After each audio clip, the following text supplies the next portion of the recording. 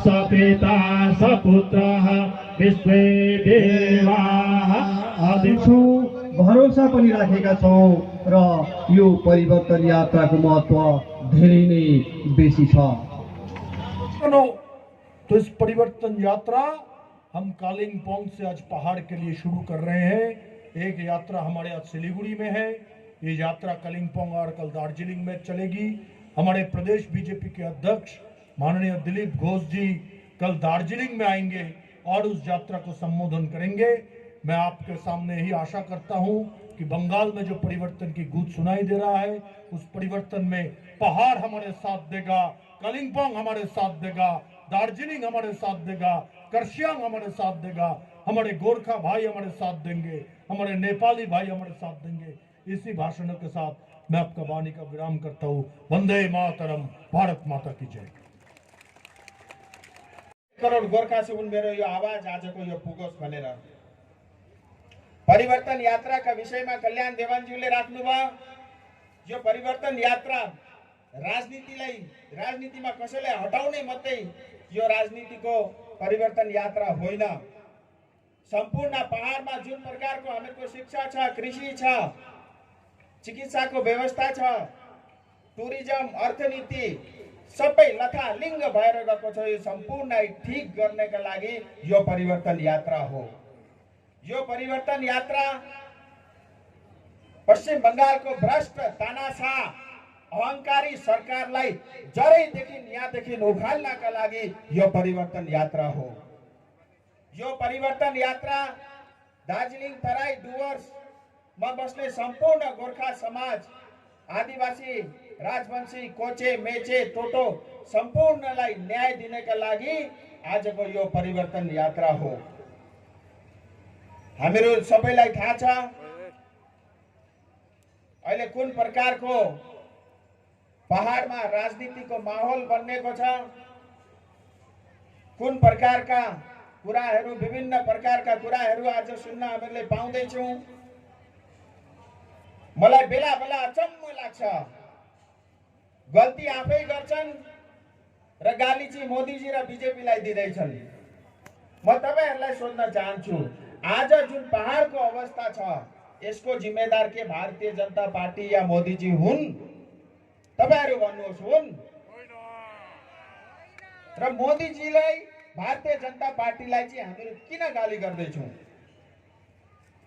आज दुवै हामीहरुका साथीका दलहरू एउटालाई गाली गर्दैछ, अर्कोलाई गाली गर्दैछ। दुवैजना फेरि टीएमसी का साथमा छन्, दुवैजना ममताका साथमा छन्। आज हेर्नुहोस्, यो जुन जीटीए में भ्रष्टाचार भएको छ यसको जिम्मेदार कुन हो? कुन पार्टी हो? टीएमसी हो। आज पीएमजीएसवाई रोड में घोटाला हुँदैछ, जिम्मेदारी कसको? टीएमसी को। आरएडीएफ में घोटाला हुँदैछ, जिम्मेदारी कसको? पीएम आवास में विभिन्न जति पनि सम्पूर्ण प्रकारका जो पहाडमा जति पनि सरकारी योजना छन् ती सबैमा घोटाला हुँदैछन्। त्यसको जिम्मेदारी भारतीय जनता पार्टीको त होइन त, या त जीटीए चलाउनेको हो या त टीएमसी को। फेरि बीजेपीलाई, भारतीय जनता पार्टीलाई चाहिँ हामीहरू किन गाली गर्दैछौँ यो कुरा आजसम्म मैले बुझेको छुइनँ। हेर्नुस्, हामीहरूले यो पहाडमा गोर्खा समाजमा एउटा सकारात्मक परिवर्तन ल्याउनुपर्छ हामीहरूको राजनीतिमा। यो दार्जिलिङ पहाड सम्पूर्ण 1.5 करोड गोर्खाका लागि मुटु हो। गोर्खाका लागि खाली यो राजनीतिक केन्द्र मात्रै होइन, यो सांस्कृतिक र आध्यात्मिक केन्द्र पनि हो। अनि सम्पूर्ण 1.5 करोड गोर्खाले हामीहरूलाई भरोसाका साथमा हेरेका छन्। हामीहरूलाई आज पनि थाहा छ 80 को दशकमा जब नर्थ इस्ट देखि गोर्खालाई खेरे त्यतिखेर हामीहरूका स्वर्गीय सुभाष घिसिङज्यू वहाँ बाघ जस्तो गर्जिनु भएको थियो। हामीलाई त्यो दिन अहिले पनि थाहा छ। त्यही भएर सम्पूर्ण 1.5 करोड गोर्खाले यो दार्जिलिङको राजनीतिमाथि, दार्जिलिङका नेतामाथि दार्जिलिङको जनतामाथि धेरै भरोसा र आकांक्षा पनि राखेको छ। त्यसै भएर म भन्छु हामीहरूले आफ्नो राजनीतिमा एउटा सकारात्मक पहल सकारात्मक कुरा पनि राख्नुपर्छ। पहाडका जनतालाई म यति वचन दिन चाहन्छु 2024 सुगुन म सांसद छु। जति पनि पहाडको समस्या छ र हामीहरूको जुन कुराहरू भारतीय जनता पार्टीले संकल्प पत्रमा बोकिदिएको छ त्यो 11 जनजातिको कुरा होस् या स्थायी राजनीतिको समाधानको कुरा होस्, म तपाईलाई वचन दिन्छु सम्पूर्ण मुद्दाहरू 2024 भन्दा अगाडि अवश्य फतै हुन्छ। आज धेरै मान्छेका मनमा यस्तो कुरा पनि होला कहिले त गर्छ बीजेपीले, अझै कति टाइम लाग्छ 2024 सुन पर्खिनु पर्छ पनि भन्ने कुराहरू धेरै नाना प्रकारका इस्युजहरू मनमा छन् होला। तर म तपाईलाई भन्न चाहन्छु प्रक्रिया चलिरहेको छ, हामीहरूले गर्ने काम गरिसकेका छौं। अब सबै कुरा गृहमन्त्रीजीका हातमा छ।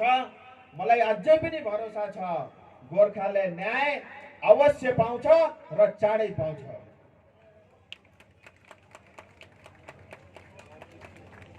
आज हेर्नुहोस् गोर्खा बटालाइनको एउटा बटालाइन बनाउने एउटा शुभारम्भ भनेर टिएमसी सरकारले चालू गर्यो। तर त्यसमा पनि हामीहरूलाई थाहा छ 123 जनाको नाममा गोर्खा खोज्दा केवल 4 जना मात्रै गोर्खाको नाम छ, अरु त्यसमा गोर्खा छैनन्। नाम चाहिँ गोर्खा बटालियन 123 जनामा 4 जना गोर्खा, अरु चाहिँ गोर्खा हुँदै हुँदैन। त्यस्तो खालको ढाँटको र त्यस्तो खालको झुटको राजनीति बारम्बार यो टिएमसीले गरेको छ। हामीहरुका सम्पूर्ण दाजुहरू पनि भन्छन् हामीहरुका सांसदले बेसी बोले हेरे, सांसदले रिजाइन दिनुपर्छ। यी नाना प्रकारका कुराहरू पहाडमा अहिले सुन्नमा पनि आइरहेको छ। हेर्नु सांसद त म अघि पनि भने धेरै चासो राखेर बन्नेको होइन, तर तपाईलाई वचन दिन्छु जति पनि वाचा भारतीय जनता पार्टीले गरेको छ तो अवश्य पूरा हुन्छ र चाँडै नै पूरा हुन्छ। मैं नॉर्थ ईस्ट में मणिपुर का प्रभारी था, वहां भी मैंने गोरखाओं की हालत देखी है। एक राष्ट्रवादी सांस्कृतिक विरासत को अपने जीवन में रखने वाला गोरखा, भारत माता के लिए सर्वस्व न्यौछावर करने वाला गोरखा अपने अधिकारों की लड़ाई वर्षों से लड़ रहा है। लेकिन मैं आज पार्टी को धन्यवाद दूंगा कि यहां पर लोकसभा का प्रतिनिधित्व जब भी होता था आपकी एक इच्छा होती थी कि हमारे बीच का कोई व्यक्ति हो। नरेंद्र मोदी जी के नेतृत्व में आपने आशीर्वाद देकर आपने अपने बेटे को, आपने अपने बच्चे को, एक योग्य व्यक्ति को दार्जिलिंग से प्रतिनिधित्व देकर भारत की संसद में पहुंचाया। ये शायद आपको उस दिन संतोष हुआ होगा कि गोरखाओं का नेतृत्व संसद के भीतर है। मैं बड़ी विनम्रता के साथ आपसे कहता हूं कि हमारी लड़ाई के मुद्दों को कहीं ना कहीं तय करना चाहिए। हमारे लड़ाई के मुद्दे क्या है, वो मुद्दे पूरे कैसे होंगे। इतनी लंबी लड़ाई के बाद पहली बार बंगाल की धरती पर यह अवसर आया है जहां कमल खिलने जा रहा है और उसके बाद आपकी आकांक्षाएं और आपकी अपेक्षाएं पूरे होने वाली है। इसमें आपका साथ, आपका आशीर्वाद और आपका सक्रिय सहयोग चाहिए।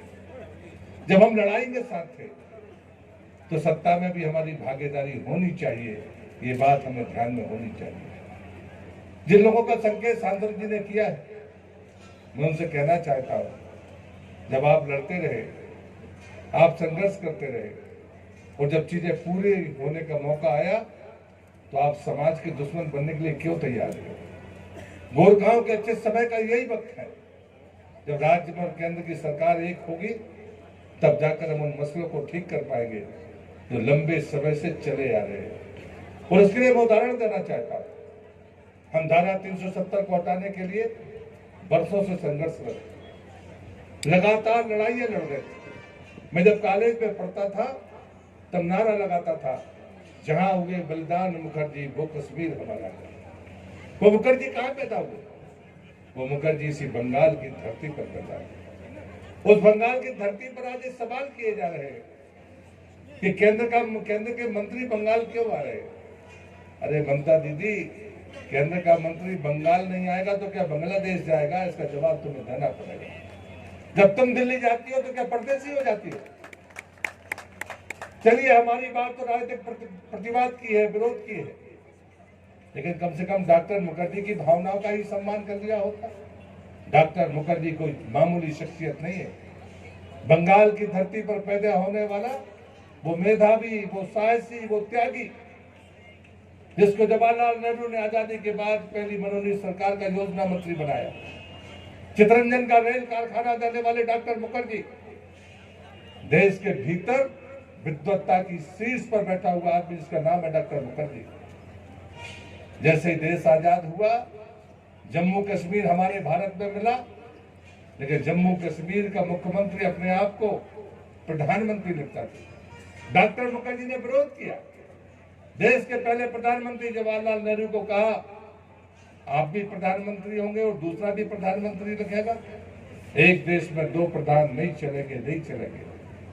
देश ने राष्ट्रीय ध्वज स्वीकार कर लिया, तिरंगा, लेकिन जम्मू कश्मीर में तिरंगा नहीं फहराया जाता। आजादी के बाद वहां पर जम्मू कश्मीर की रियासत का झंडा फहराया जाता था।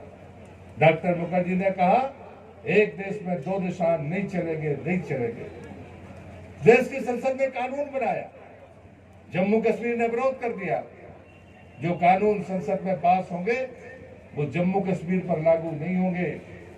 हर कानून के नीचे लिखा जाता था जम्मू कश्मीर छोड़कर। मित्रों, मैं नौजवान भाइयों से कहना चाहता हूं, लड़ाई कितनी लंबी हो सकती है जिसका प्रमाण है। जो लोग धीरज खोने वाले लोग हैं, मैं उनको कहना चाहता हूं कि मेरी इस बात पर गौर जरूर करना। डॉक्टर मुखर्जी ने सत्ता को लात मारी, मंत्री तो भी काम करते हैं। हम सत्ता में ना रहे तब भी हम काम करते हैं। मैं मध्य प्रदेश की धरती से आता हूँ, जहाँ लगातार हम लोग बरसों से सत्ता में रहे। मैं पूछता हूँ, अगर मॉडल देखना है तो वहां पर जाइए। जो लोग हमसे सवाल करते हैं, मैं उनसे कहता हूँ कि जहाँ हमारी राज्य सरकारें काम करती है वहां जाकर देखिए। मैं बंगाल में लगातार 6वीं बार उत्तर बंगाल के दौरे पर हूँ। मैं जहां पर भी जाकर देखता हूँ, यहाँ पर न्याय दिखता नहीं।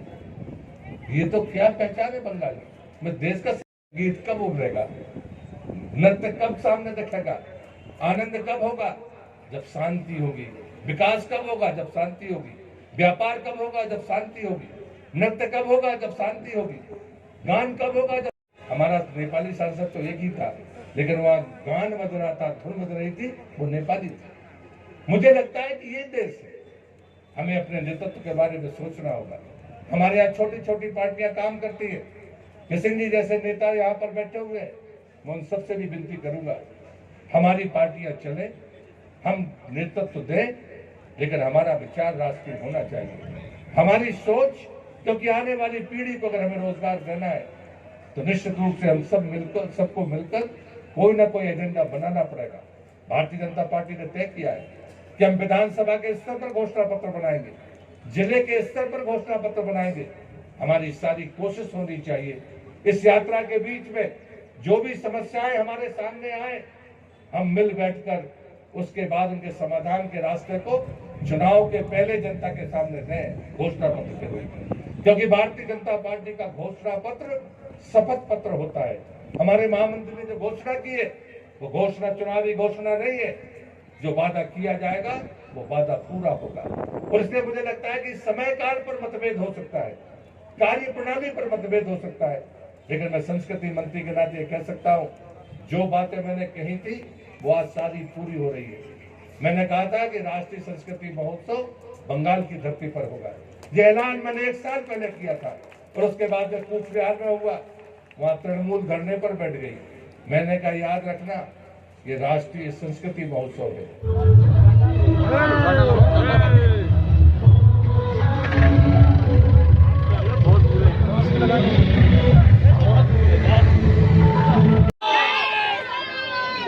जय श्री राम, जय श्री राम, जय श्री राम,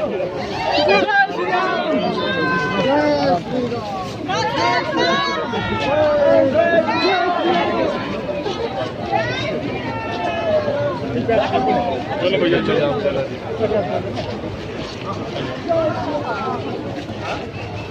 अरे हाँ ला